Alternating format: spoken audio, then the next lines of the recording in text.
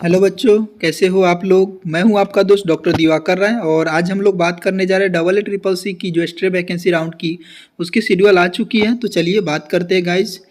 Video शुरू करने से पहले मैं आपको बता दूं गाइज कि जो सीट मैट्रिक्स है उसको अपलोड कर दिया गया है। यहाँ पर आप देख सकते हो ये स्ट्रे वैकेंसी राउंड की सीट मैट्रिक्स अपलोड कर दी गई है।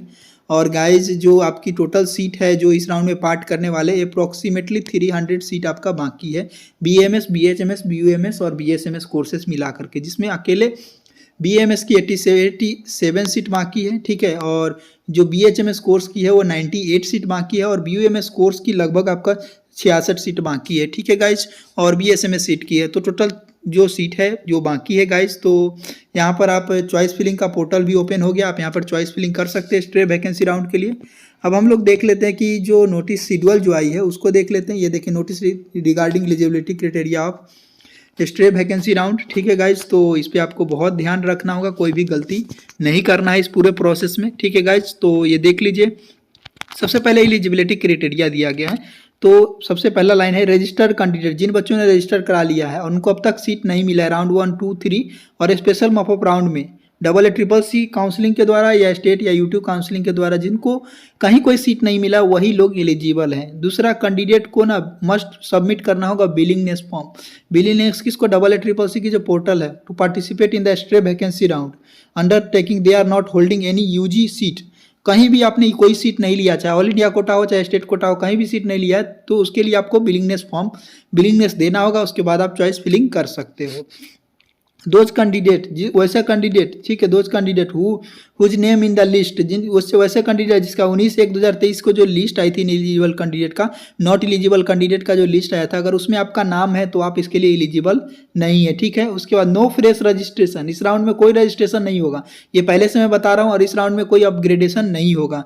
तो आपको एडमिशन रूल समझ लीजिए, अगर कैंडिडेट को इसमें कोई भी सीट अलॉट होता है स्ट्रे वैकेंसी राउंड में तो उनको ज्वाइन करना होगा इंस्टीट्यूट में। अगर वो ज्वाइन नहीं करते अलॉटेड इंस्टीट्यूट में तो आपको उनकी जो सिक्योरिटी मनी है वो क्या हो जाएगा, फोरफिटेड हो जाएगी और इनएलिजिबल हो जाएगा फर्दर आयुष काउंसलिंग के लिए, चाहे स्टेट हो, सेंट्रल हो या यूटी पूल, कोई भी कोटा काउंसलिंग हो। इसमें कोई फ्री एग्जिट नहीं है। ठीक है, और नहीं अपग्रेड का ऑप्शन है। ठीक है, अब शेड्यूल देख लेते हैं गाइज। शेड्यूल क्या है, जैसे आपका पब्लिकेशन ऑफ वैकेंट सीट का पब्लिकेशन हो चुकी है गाइज, 3 बजे के बाद इनको पब्लिश किया गया 27 जनवरी 2023 को। चॉइस फिलिंग और लॉकिंग और सबमिशन ऑफ बिलिंगनेस जो है 27 जनवरी से 30 जनवरी तक अवेलेबल होगा।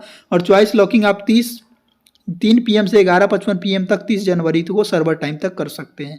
उसके बाद सीट अलॉटमेंट आपका 31 जनवरी और 1 फरवरी को होगा। रिजल्ट जो आपका पब्लिश होगा वो 2 फरवरी को होगा। और रिपोर्ट आप कर सकते हो जो अलॉटेड इंस्टीट्यूट है उसमें 3 फरवरी से 8 फरवरी तक अलॉटेड इंस्टीट्यूट में आप जाकर रिपोर्ट करना होगा।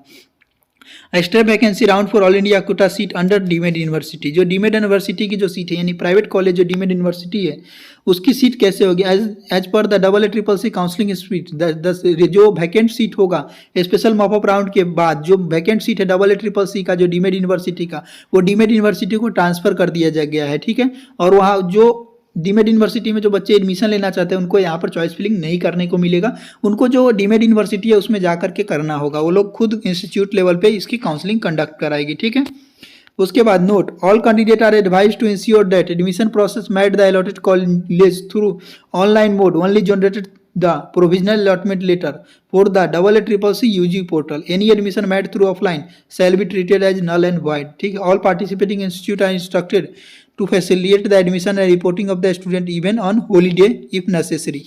ठीक है बच्चों, तो ये था इन्फॉर्मेशन। आपको कोई भी डाउट हो तो आप पूछ सकते हो, और चॉइस फिलिंग का जो सीक्वेंस आपको क्या रखना है उसकी भी PDF मैं आपको प्रोवाइड कर दूंगा। अगर आप लोगों को चाहिए तो उसकी PDF हमारे पास अवेलेबल है। ठीक है गाइज, अगर कोई भी डाउट हो तो पूछ सकते हो। मिलते हैं अगले वीडियो में, तब तक के लिए बाय बाय।